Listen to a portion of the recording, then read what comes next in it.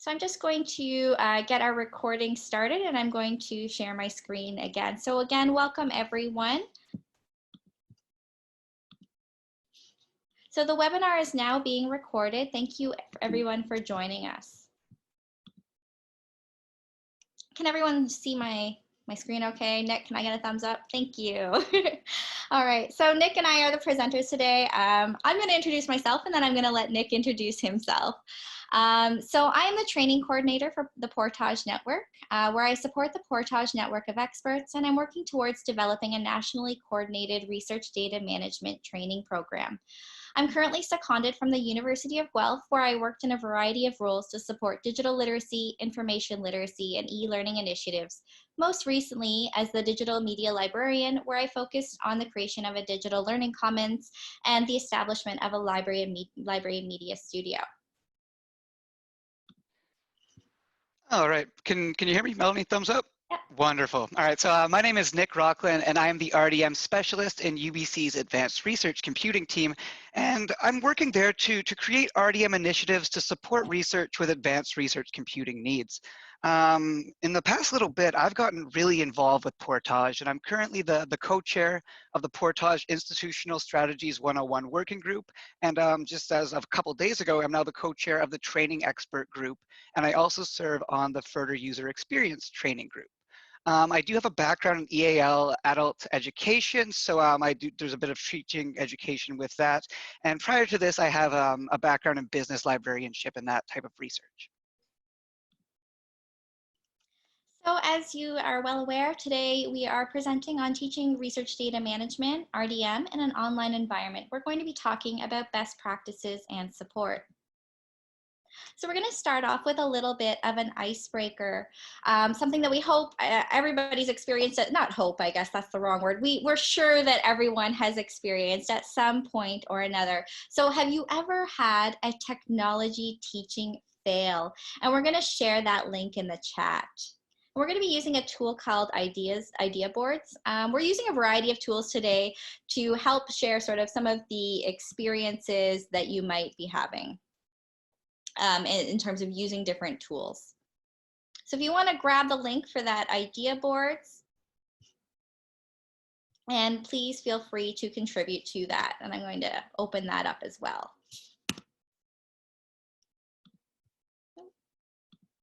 And yes, of course, we'll be sharing the slide deck.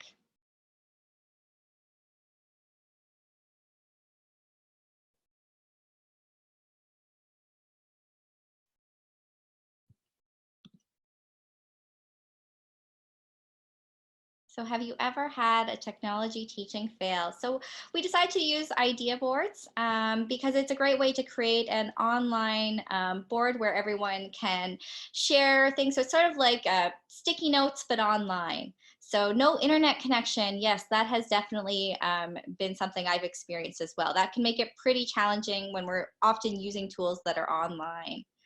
Maxed out WebEx participants. I can definitely relate to that. We had a similar Portage experience a few weeks ago when we first started this webinar series, and that can be overwhelming. These are some great ones. Yes, I think what we're hoping that you realize from this is that everybody has technology teaching fails.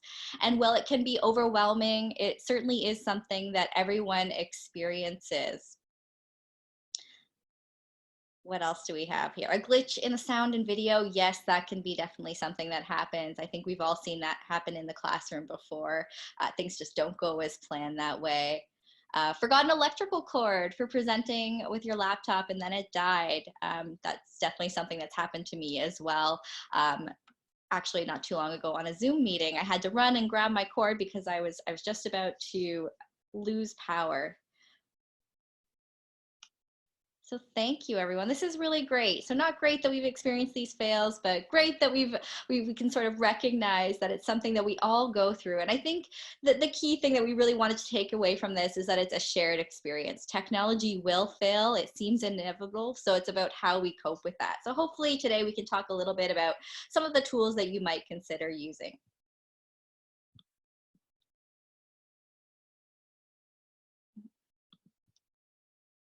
So I'm just going to stop this share so I can go back to the presentation here.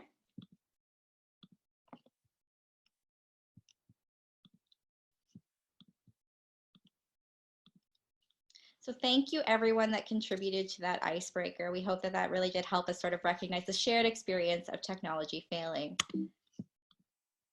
So a little bit about what we're going to be talking about today. So we're going to do a bit of an introduction and context, and we're going to talk about some of the best practices for teaching online.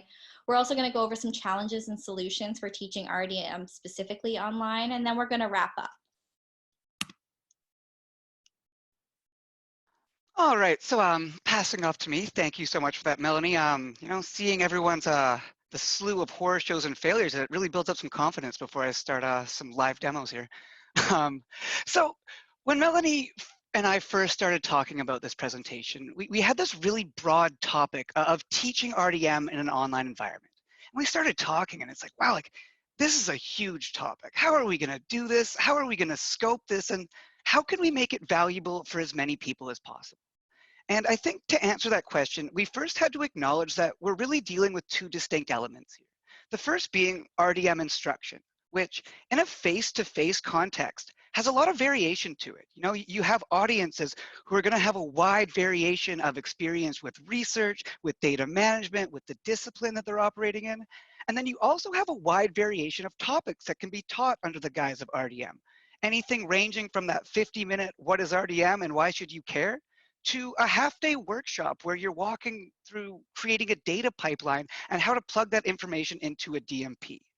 And so we're taking this whole umbrella of teaching RDM and then adding all the challenges that come with teaching online. And so in terms of bringing these two elements together and really trying to make something meaningful, we thought the best way to do this would be to create materials that are conceptual and that while we are going to speak to some specific tools, Melanie, sorry, can you go to the next page, please? I just realized that I'm not in control of this, it's her screen. Yeah, and so Melanie is going to be talking about some practices. We're going to be talking about some tools. I'm going to be walking you through some exercises that use those tools, but really encouraging you to think about how you can use those tools in different ways or how you can adapt those exercises for a different audience and for a different topic. And in that same light, just as you're watching me do this, engage critically with this information that I'm not saying that these exercises are perfect. And as you're watching, if you can think like, oh yeah, I'm seeing you do this, but if you change this, I really think you could get a better result. Or maybe if you split this here, you could have two great exercises. And also wanting to acknowledge that we are living in very strange times right now. And there have been a lot of workshops, classes, and conferences that have either been canceled this summer, they're tentative, they may have gone online. And this, it's an awful situation. I don't want to take anything away from that, but trying to make the best of it and maybe looking at this as a moment where we can really come together and talk about what can be done to enhance online RDM instruction and how can we start developing innovative practices and really improve our skills as online instructors in this realm. And also to start developing materials to support these online workshops, as well as materials for learners to access online and self-instruct.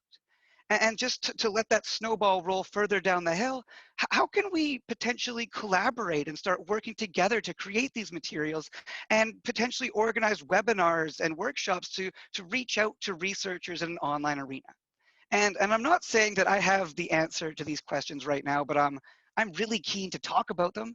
And so if you're interested at all in collaborating or getting involved in this, you know, I'm really passionate about this. I know Melanie is too. All the people at Portage are great in supporting this. And yeah, open call. If you want to get involved, let's do it. Can you take me to the next slide, Melanie?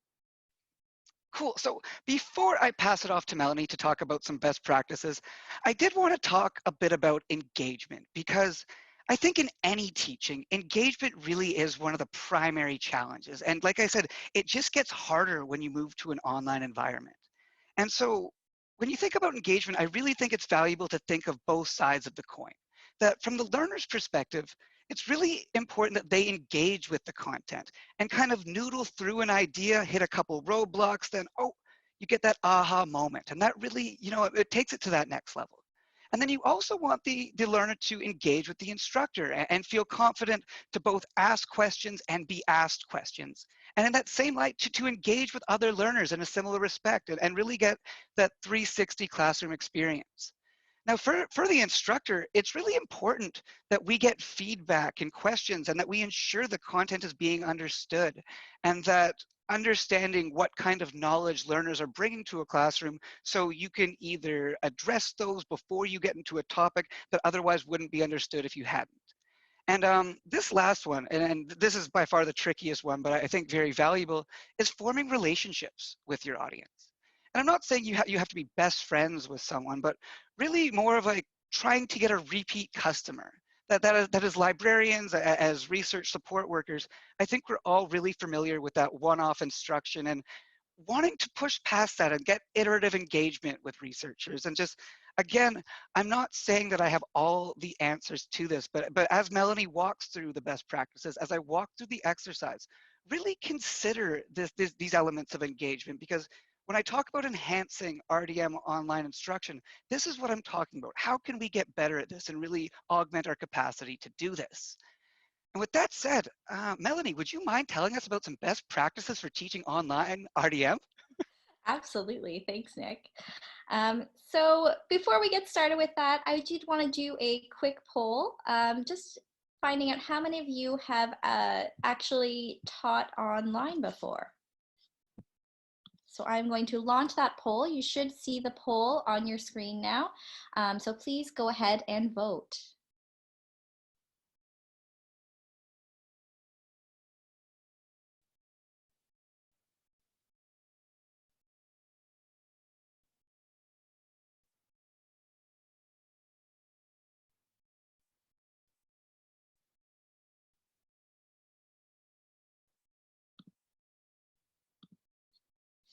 So we have about 45% of our audience has taught online before and 55% hasn't. So a really great mix today. Thank you all for sharing. So hopefully for those of you that have taught online before, you'll pick up a few tricks. For those of you that haven't, hopefully today will help you build some confidence as you move forward and maybe begin to explore teaching online.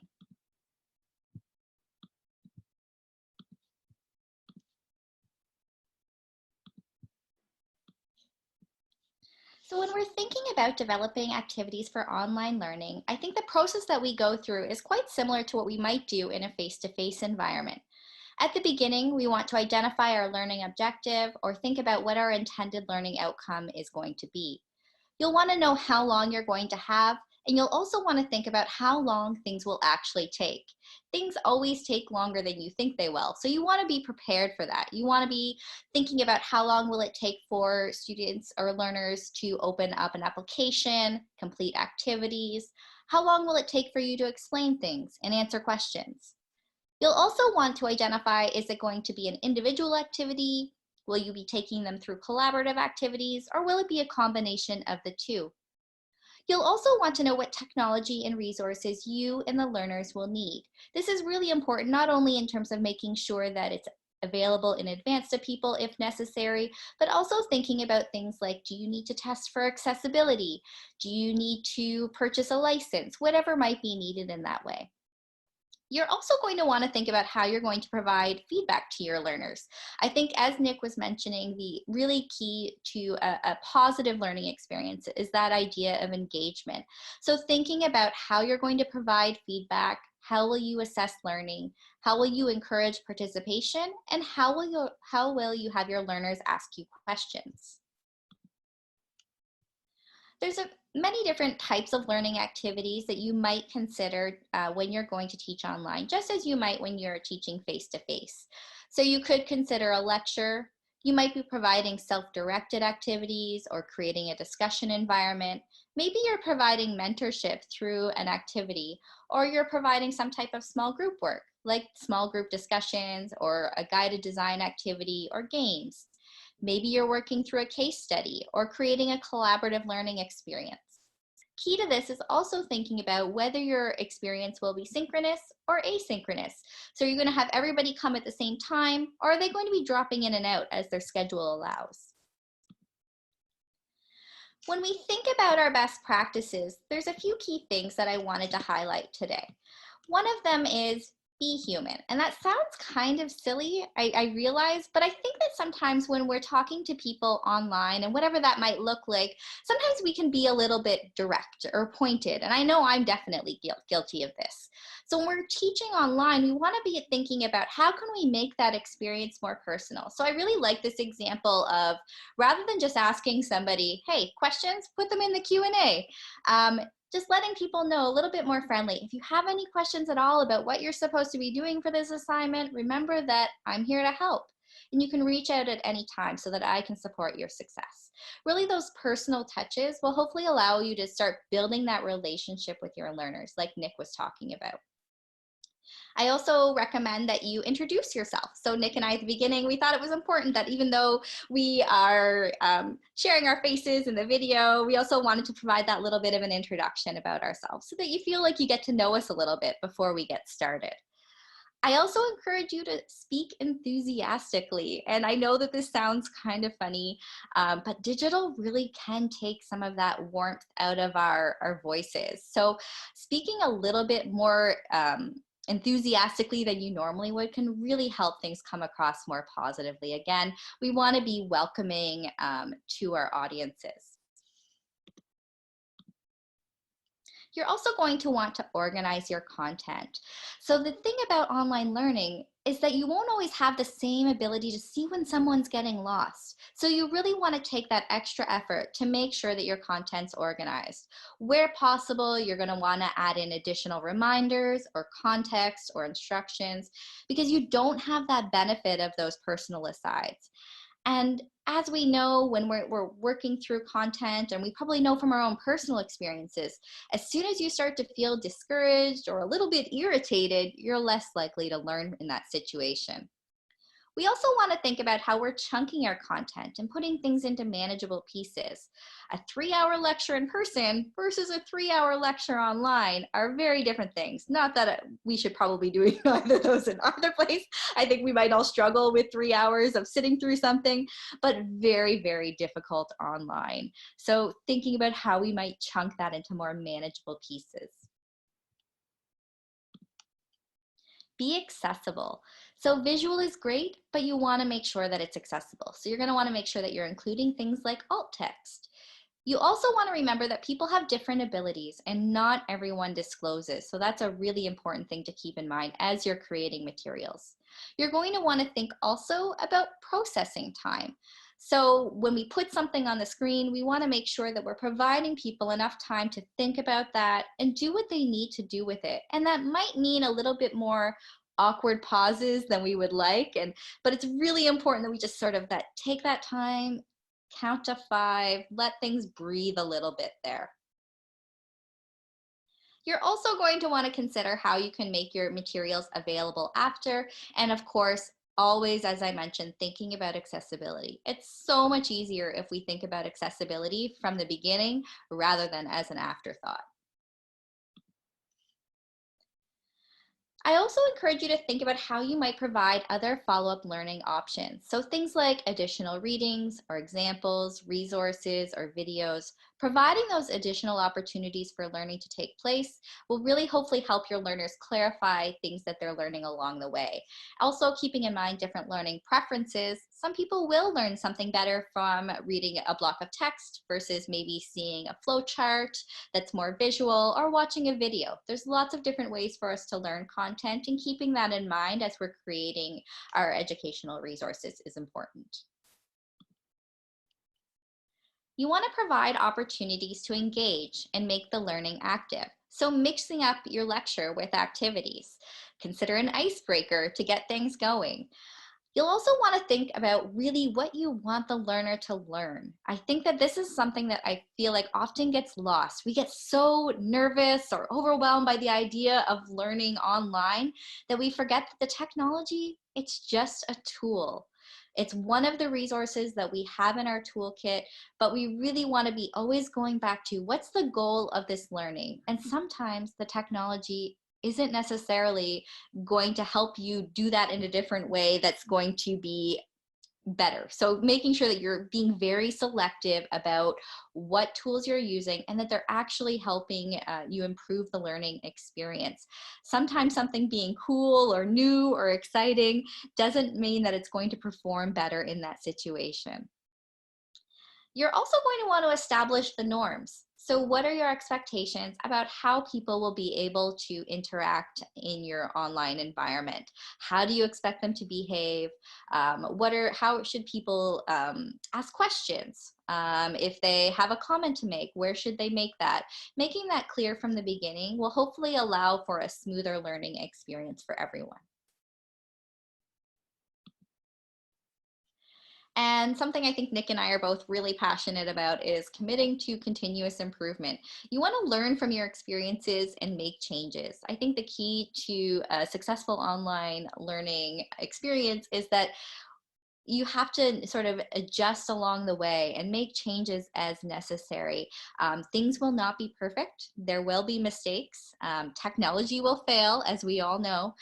So being prepared for that, and then also thinking about how we might make changes to improve on things in the future.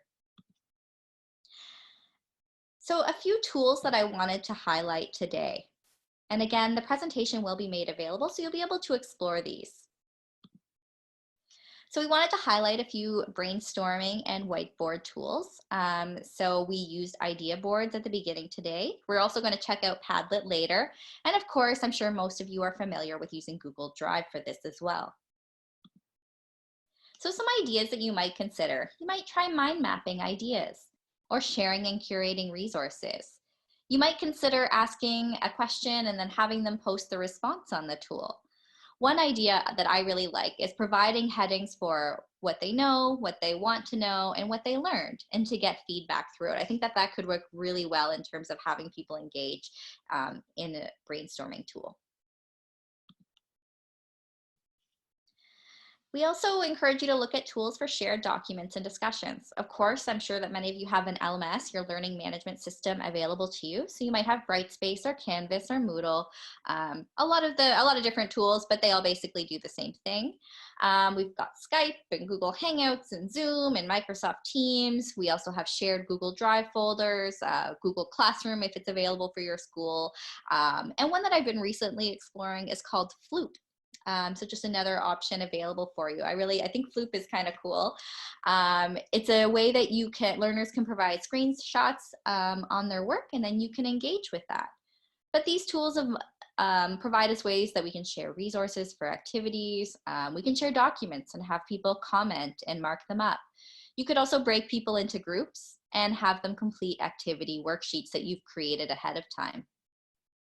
So a variety of activities that you might consider if you're creating shared documents for your learners.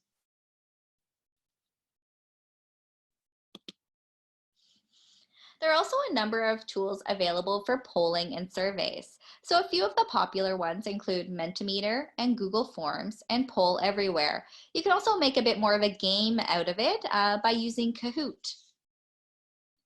Something that I'd like to remind you about all of these tools is that they have free versions, but most of them also have some type of paid version. So it's really important that when you're signing up for these, that you do understand what the features are that are available to you and what your limitations might be. So I always recommend checking those out and making sure that they're going to work for your particular situation.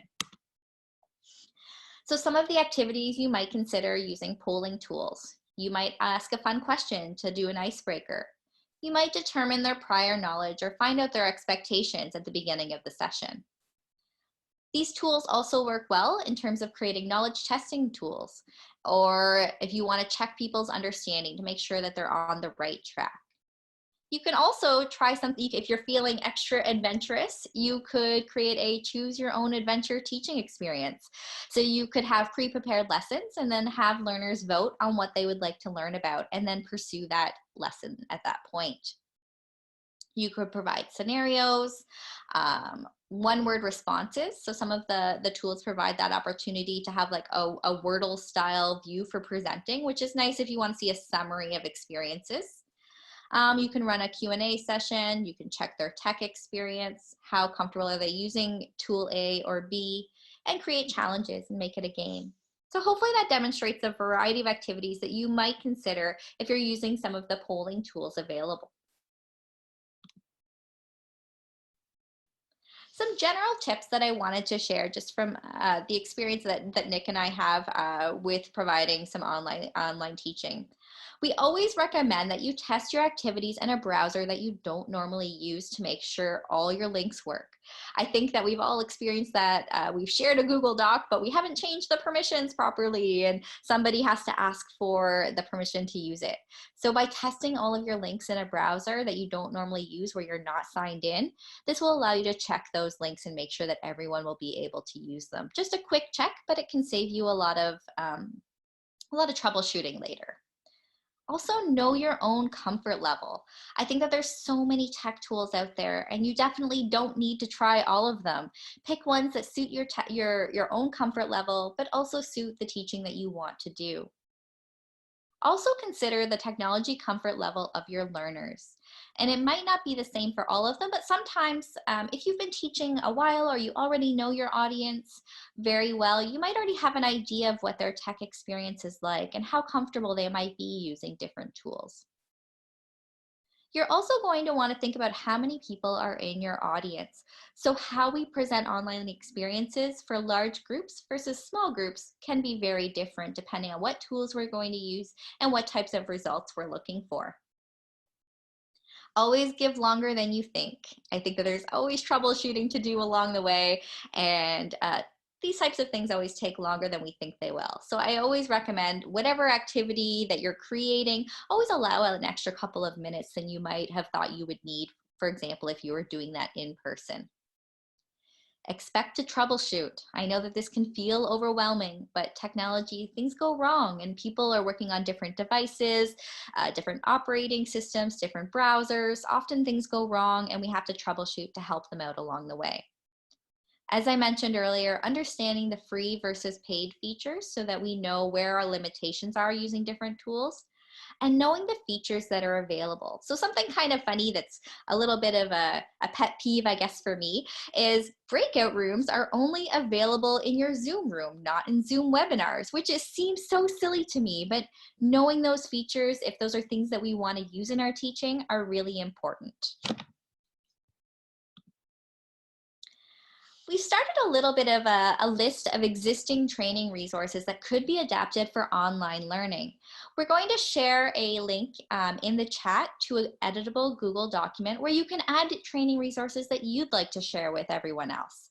So a few that we're highlighting include the Portage Network training resources. So we have digital handouts, modules, and DMP exemplars.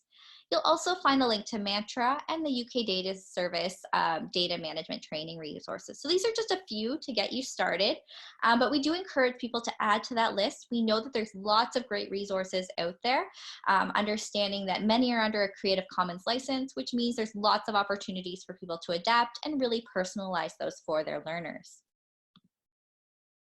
So again, you'll see that link in the chat, and if you have any resources to share, we'd love to see those added. So I'm going to pass things over to Nick. So I'm just going to stop sharing my screen so that Nick can share his.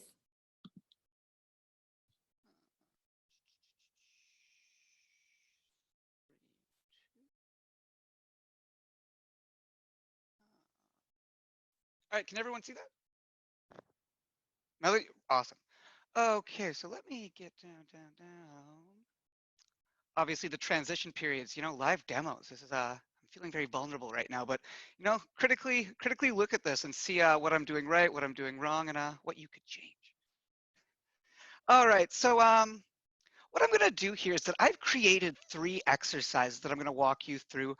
These exercises will be shared with you, so feel free to use them, adapt them.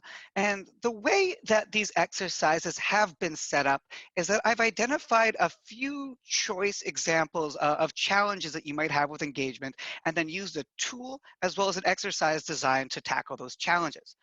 This first exercise, we're going to talk about file naming conventions and going to really kind of focus in on learners engaging with the content as well as the instructor ensuring that content is understood. So Melanie, you're sharing those via the Google Doc or via the chat? And Melanie's got it, she's always on it. And so these are what the exercises look like. So just to walk you quickly through the format, we have the title, we have some learning outcomes, any resources required, as well as an example of what you might want to look like, what you might want it to look like. Ooh, tripping over my words. Breathe, calm it down. Anything that you might need for prep, and then the lesson plan itself. You can see that I've left the time required here empty, and this is really up to you to figure out how much you want to stretch it or condense it. And then below here, I have the exercises themselves. And so for this first one, it's going to be having people walk through file naming conventions. And this is a really good one to start with because it is pretty basic. You don't need a lot of background information to really get into this. And so you'd start by introducing some best practices with file naming conventions. I think we all know some libguides that could be used for that. And then give them this kind of material and really stress the fact that while there are absolutely best practices, there's definitely things to avoid. In file naming, there is a lot of different ways to name a file that are equally good, and to play around with these different elements to really kind of suit the task or project you're working for. Now, in going down here, I have created a very basic fictitious research scenario, as well as a description of 6 files. My access has expired. I made this. That's crazy. Um, Anyways, and so yeah, and so having people look at the description of this file as well as the research scenario and trying to name them. And the tool that we're going to be using is Padlet. So I will go to my Padlet dashboard. Hi, Nick, don't forget to drink water. Always looking out for me, Padlet, I love it. And so before I go in and show you what this would look like, I'm going to quickly show just what it's like to make a Padlet. It is super basic. You click here, make a Padlet.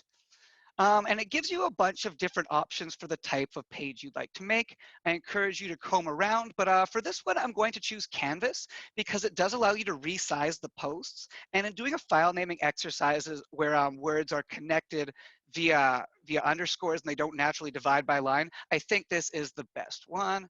Get rid of that.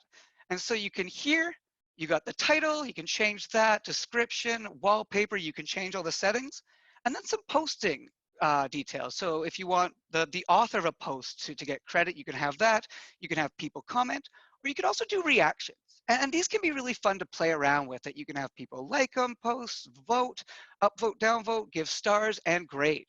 And then once you're ready to go, you can just click on the page, write your title, file naming, and then you're good to go. Now, if you want to share them with the group, there we go. You can just share it and then copy a link and share that with the group. Now, so you would tell the group to go off and do these file naming conventions for themselves. And then maybe after they're done, it could look something like this. Now, I've only done 4 examples, but what you're really looking for here is variance in how people might name the files. Now, before you bring the group to talk together, it might be useful to use this like function and say, hey, like before we talk about this, go and look at everybody else's work and give your top 2 or top 3 favorites a like. And that way, when you do come together as a group, you'll see ones that have a lot of likes. And that can be a really good way to start the conversation and say, hey, why did you like this one? And really allowing the learner's behaviors and contents and tastes to guide that conversation, as well as to steer into anywhere where you see people might have a lapse in thinking or you think you could help them specifically. So yeah, a fun little exercise with file naming conventions.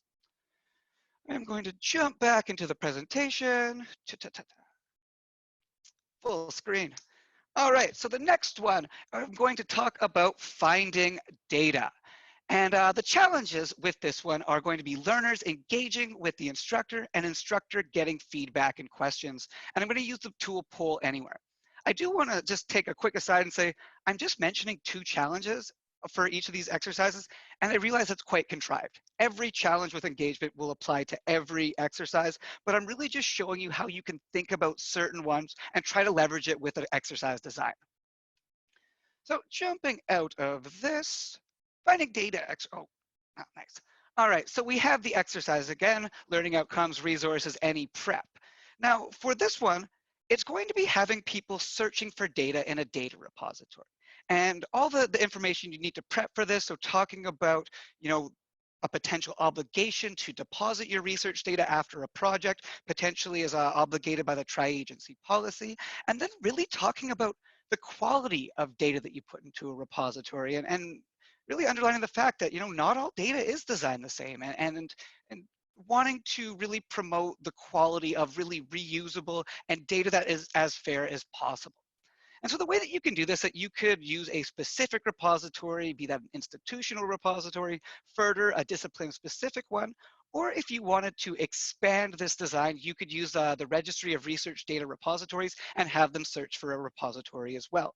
Now, you send them off, talk about searching through the repository, give a bit of a breakdown, and then introduce some possible exercise questions. Now, like I wrote possible exercise questions because you can guide this to any specific areas of a data set that you're looking for, but you can also keep it very basic as well. So you send them off and get them to do this and answer these questions as they go. Now, as part of the prep, you're going to want to create a poll using Poll Everywhere or whatever polling software you use that has the exact same questions in it. I've already done this. It's very basic software, so I'm not going to show you how to do it. And so once everybody is done with searching for their data, they found their data set, they've answered the questions, you can share this poll with people. So just copy paste the link, put it in the Zoom room or whatever you're presenting to, and then people should be able to answer it quite quickly because they already have the answers in front of them. Now, the way that you can kind of take this to the next level is that you can click on the show responses and go next. Ooh, activity not found, almost a broken one in a live demo. Glad it didn't happen. And so you can see that people would answer something like this. How easy was it to find the kind of data you were looking for? And so you have the learner's engagement here. And for the 22% who said very easy, this is a way to guide a question to a subset of the group rather than putting a question out to everybody. And really say, like, for the people who found it was very easy, like, what were your search strategies? Like, were you using specific search terms, or how did that go? And vice versa, for the people who found it very difficult, ask them what they found difficult and maybe try to find some solutions for them in that. And just using the polling software, not just to get a straight up vote, but as a way to engage with your learners and tease out some stuff and really just try to help them find solutions for problems that they might have had. Cool, I think that's it for finding data. Jumping back in.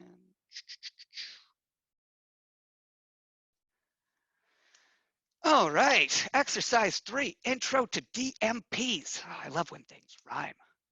All right, so the challenges with this one is going to be learners engaging with other learners and forming relationships. And the tools I'm going to use are, I'm going to use Padlet again, as well as Zoom breakout rooms. I want to preface this one with a couple of things. So the previous 2 exercises I showed were fairly safe in that they were very structured and there are very few opportunities for things to go off the rails. But Melanie was talking earlier about, knowing your comfort level with technology and exercise design. And I think it can be fun to get a little bit experimental at times and try new things.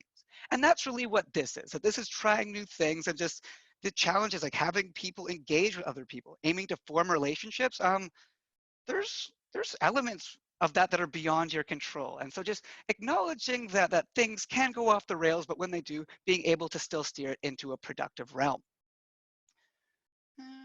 So we have the intro to DMPs. Now, this is going to be an exercise that would really kick people off to going and writing a DMP themselves. And so you'd want to prepare them with all the information necessary to write a DMP. And when you think of that, like a DMP is kind of like the final report for a class at RDM. It really takes all this information and puts it into a singular document.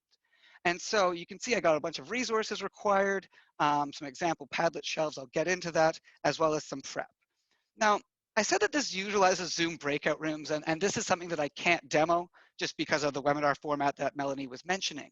But if you're unfamiliar with Zoom breakout rooms, it allows you to split a Zoom group into a number of subgroups where they can have their own little conferencing rooms. And if they ever have questions in those rooms, there's a button, they can click help, and you as a facilitator are flagged and you can go in and help them. And also as a facilitator, you have the ability to broadcast comments to all the groups for them to see to provide instructions. Now, what I've done here is wanting people to observe a DMP exemplar as a group and then really start talking about how it relates or differs from their own research and how they could use that to inform the creation of their DMPs. So you can see what I've done here. Oh, it's taken away the hot purple. What if I reload? Nice, I'm not losing that color. So you can see here that I've used a shelf in Padlet, which is a bit different than the other one. It allows you to structure headings across the page and for learners to comment under it. And so you see here, I have embedded an exemplar right in the page. This is the lovely one that James made. I'm not sure if he's on the call, but regardless, shout out to James for making a great exemplar. And so the way that this would work, you'd have a group of researchers looking at the DMP exemplar, and then you'd have them come back and start talking as a group to what sections of this DMP exemplar are similar or could be adapted for your own DMP. And then after this discussion, are there sections of your own DMP that you still have questions about? Also additional comments and questions. Now you could do this in two different ways, that you could just assign a specific group to a specific room, give them time, they could all report back to their specific exemplar. Or you could set up a number of different rooms and have people rotating between this. In the resources for the preparation of this, I have put different resources for DMPs beyond just the Portage ones. I think it's important for people to see what these can look like, just so they can, one, understand how awesome the DMP assistant is, and two, just to see what they like and dislike about these. Now, where could this go off the rails? Many places. So I think if this was an individual assignment, you would get a much more structured exercise that would have very predictable outcomes. I think you get very, very structured answers to this.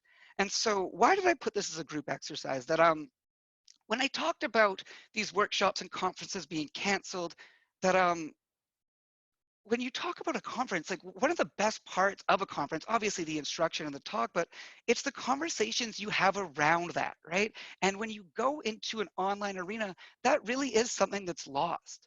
And so encouraging researchers to talk about their research to each other, like they love talking about their research, that you're really encouraging a conversation that might not happen in other online arenas. And is it possible that this conversation spins off and they don't answer the questions? You know, absolutely. But I think that this could be a lot of fun for them and that it really could be productive. And that when they come back as a group conversation, you could either ask them if they didn't put any questions. So what did you talk about? And then people could start talking about their specific research projects. And that's where you as an instructor can start asking them about their specific research, if they have any questions about their DMP. And that's when you can get like, oh, I have some solutions for you. Let's talk after the fact, and then we can really work through this. And that's really trying to develop that iterative engagement that I was talking about earlier. With that said, this is an experimental exercise. I haven't tried this, so if you want to try it, please let me know how it goes. Also, offer any feedback to this that you have, because I'd love to see how this could be made better. And with that said, that's it for exercises. Melanie, did you want to take over the screen sharing, or do you want me just to keep going forward? Why don't you keep going, Nick, and then I'll share the links to the next activities that we'll be doing. Cool. All right, plowing forward. All right, so in order to do a wrap up, Nick and I talked about we could sort of summarize things for you, but we thought it would be more interesting in the nature of this being an online teaching webinar. We thought it would be helpful to do a collaborative wrap up. So we're actually going to use Google Forms and then for us to complete the wrap up. So just to demonstrate how you might use that. So the Google form is going to ask you, which I'm just going to put that link in the chat right now. The Google form is going to ask you what was the most useful thing that you learned today and what is something that you would like to learn more about. So I'm just going to give everybody a moment to complete that. And as we start to see some of the responses roll in, I'm going to share my screen at that point so you can see what types of those responses might look like and then how you might take that on as an instructor and share that back with people. Melody, I'm going to stop sharing and you can jump in. Sounds great.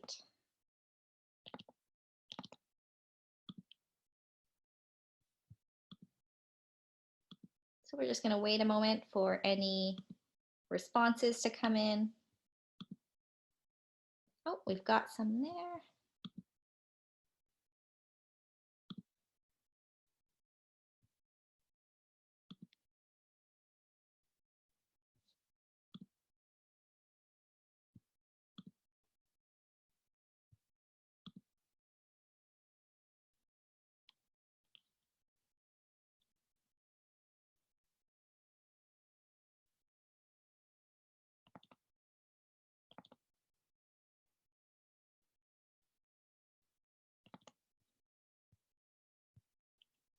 So just because this is, of course, something that happens as we were talking about, I'm going to share my screen so that you can see what I'm experiencing right now. So I'm getting that something went wrong, reload, and every time I go to reload, it's not loading, of course. But ideally what you would see here are the responses. So we would be able to share some of those wrap-ups with you in terms of what people experienced in terms of what they learned today, and then also what they, let's see if we can find some of these here. Yes, they don't want to open up for me. So rather that, I don't want to take up too much time there. So I'm going to stop sharing that. We're going to head back and I'm just going to open up the presentation again there. So again, I will bring those back together and I'll summarize those responses into the presentation when we share that back with everyone. Some of the next steps. So I'm just going to share my screen at this point. So some of the next steps that Nick and I were really excited about is we wanted to provide an opportunity for people that are interested in collaborating in the development of new lessons or for adapting these lessons for online learning. So if you're interested in helping to develop an online RDM workshop for faculty this summer, or maybe you want to adapt some of these lessons, we're going to provide a link into the chat for you to sign up, and we'll be in touch about next steps and ways for you to collaborate. So you'll see that link coming into the chat shortly. Should be there. So great question from Daniel. Is there a French group? So we haven't sort of formalized the groups yet, but depending on the participants, of course, we would love for there to be a French group as well as an English group. So please sign up and we'll be in touch with everyone who's interested. So we did want to open things up to questions and discussion. So I'm going to stop sharing my screen just to make it a little bit easier to manage the questions that are coming in. But now is the time you can use the chat feature, or you can raise your hand, or the Q&A feature. I am going to stop sharing my screen and we can answer any questions that you might have. All right, so I did want to address one of the questions that came in earlier during the presentation. So Miriam asked, which tools would you prefer to use with large groups? So this is a really great question because it really depends on what you're looking to accomplish. So I think that personally, I've used Google Docs with large groups because they tend to have a larger opportunity in terms of bringing in collaborative users. So, but knowing that we max out at about, I think it's 100 users typically that can collaborate at once on a Google Doc. So there's ways when you're working with larger groups, and I think Nick showed this as well, is to break people out into smaller groups to allow you to still use some of the tools in a meaningful way. What you might find, depending on how large your large group is that some of the tools will then become more messy for users and harder for them to follow along with the conversation. So we do encourage you to look at ways that you might put people into smaller, more manageable groups so that their interactions with each other are more meaningful. If that's not something that's realistic for your teaching experience, you might consider using something like polling. So you can poll large numbers of users and respond to that in a way that's more efficient, rather than if you're trying to sort of work within a Google Doc or something like that that might not be as reasonable. I'm also a big fan of the Zoom breakout rooms. I think that those really have a lot of potential for allowing large groups to go away into small groups, have a discussion, and then come back to the larger group, and using things like Google Docs or other tools to help facilitate those conversations works really well in my experience. So just some things that you'll want to keep in mind. Nick, do you have anything that you'd like to share with respect to large groups? No, I think you hit every point, that it really does depend on what you're trying to do, the length of the class, the learning goals and that. But yeah, knowing your tools, the breakout rooms are great, and just trying to find a way to, if you're not going to segment the group using breakout rooms, but to ask guided questions to subsets of the group so people can feel more like individuals rather than just putting something out into the ether. Absolutely. I think Nick really touched on something really important there. I think, especially with large groups, you want to make sure that your instructions are super clear, that they're detailed, and that people know exactly what you're expecting of them, because it's easy for things to go off the rails. Another question from Felicity. Could you please clarify if the related material now in Google Docs, not just the recording, will be available through the Portage Learning Resources webpage in the future or elsewhere? Yes, it's absolutely our goal to make this available more easily, not just through the Google Doc links. We haven't figured out exactly where it's going to live as of this moment. We will be sharing, of course, all of the links and the recording back with everybody that attended today. And then our long-term goal, Nick and I want to have that live somewhere, but we're not sure exactly where that'll be yet. But definitely stay tuned. We hope to share some place where we can store those documents, absolutely, in a centralized place, making it easy to find.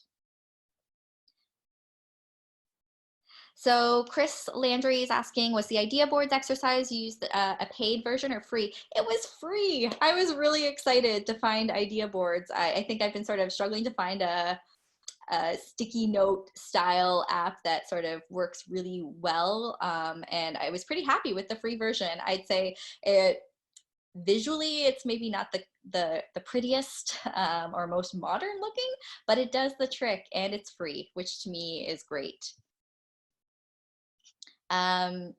Next question from Felicity. Is there a maximum size of group that is ideal for learning? So faculty argue for class caps between 12 to 30, depending on the discipline. Should we be capping enrollment too? That's a really great question. I think it really depends on what you're looking to do in that learning experience and what types of activities you hope to facilitate. I think as a facilitator, I always recommend, especially with online learning, having a co-facilitator, or 2 or 3 or 7, as we're lucky to have today with my Portage colleagues and Nick here. So I think that we always recommend, if you can, facilitate in groups, recognizing that that's not always possible though. So thinking about what's going to be manageable for you, what's going to be manageable in terms of facilitating the activities that you have in mind. So when I'm facilitating something like a Zoom room, in terms of those breakout rooms, I really like to set a cap of 7 or 8. I feel like people aren't really having meaningful, engaged conversations if those groups are any larger than that. In terms of classrooms, I think it really depends. I've personally found that sometimes you can run it with 100, and if your activities are structured and well organized, it can go great. If your activities require a lot of mentorship and coaching, you're definitely going to want to cap that a lot smaller so that you can make that a more meaningful experience. Nick, do you have anything you'd like to add? You're just doing all the work for me. I don't need to answer that. One thing that I will add to that, just in regards to Zoom room, is just being aware that people have various experience with being on a virtual call, and that there can be a lot of talking over each other in groups that even get to that 7 or 8.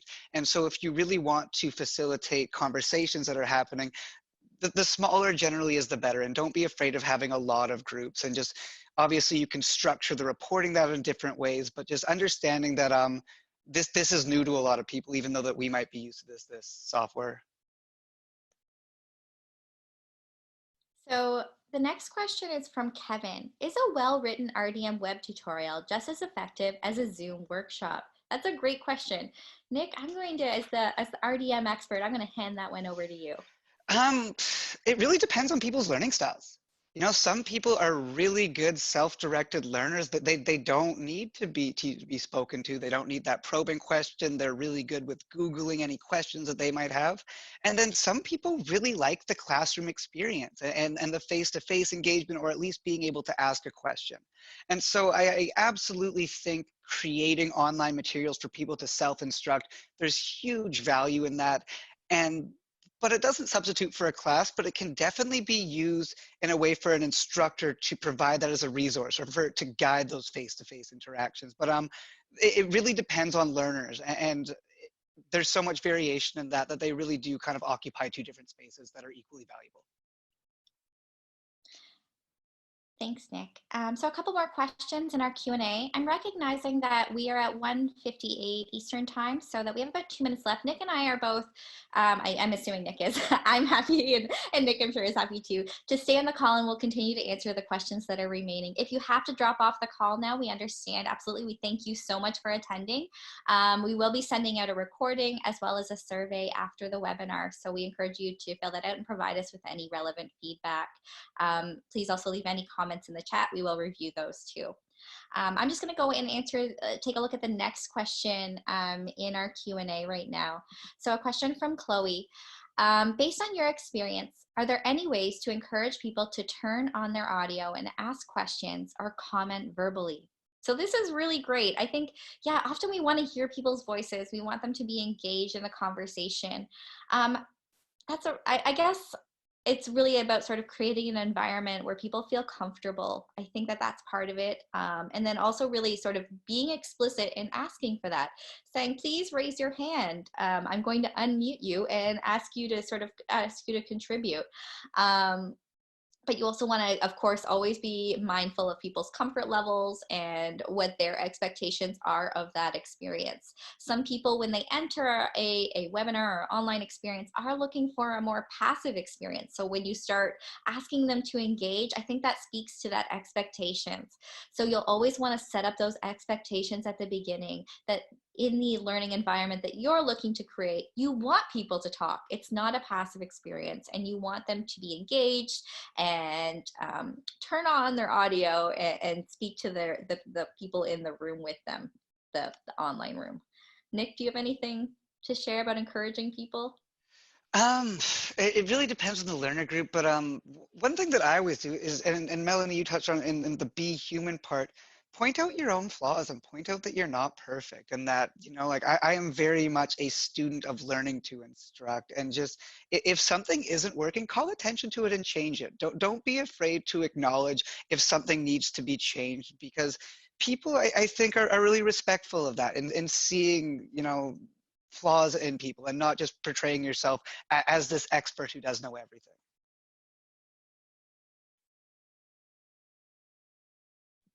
Great. All right.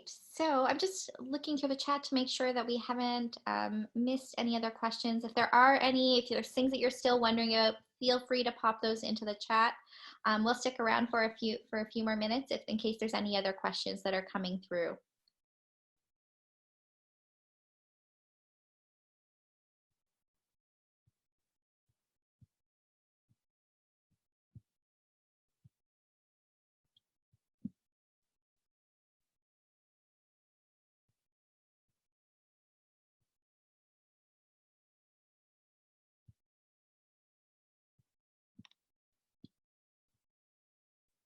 So I'm not seeing any other questions coming through at this point. Again, we will be sending all of the document links from today, and those opportunities, if you are interested in collaborating, we'll provide those sign-up sheets. Please let us know. Nick and I are always happy to answer questions, so feel free to reach out to us. We'll pop our emails into the chat if you want to get in touch with us. And of course, stay tuned for the recording, the slides, all of those Google Docs, and any links that we talked about today. We'll be sharing those back with you. Thank you everyone for attending. We really appreciate your engagement, and we hope that you found today's webinar to be helpful and provide you with some tools and resources as you explore teaching RDM online. Thanks, everybody.